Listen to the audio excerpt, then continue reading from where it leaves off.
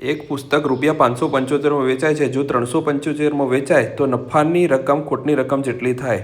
તો આ પુસ્તકની મૂળ કિંમત શું હશે? તો આના માટે શું વેચાણ કિંમત કેટલી આપેલી છે? 575. બરાબર. હવે આપણું સૂત્ર છે કે નફો બરાબર વેચાણ કિંમત માઇનસ મૂળ કિંમત, એટલે જે પડતર કિંમત હોય એ પ્રમાણે વેચાણ કિંમત કેટલી છે? 575. આપણે મૂળ કિંમત શોધવાની છે તો x લખી દઈએ. બરાબર ને?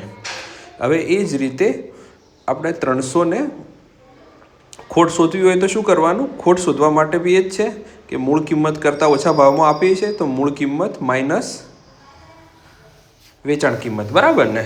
હવે વેચાણ કિંમત આપણે 300 કેટલી આપી છે?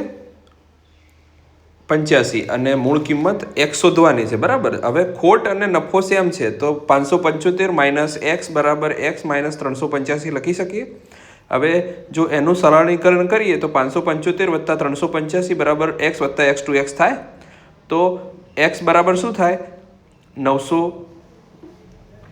960 ભાગ્યા 2, કારણ કે ભાગાકારમાં જતા રહે તો x બરાબર 480 જવાબ આવે.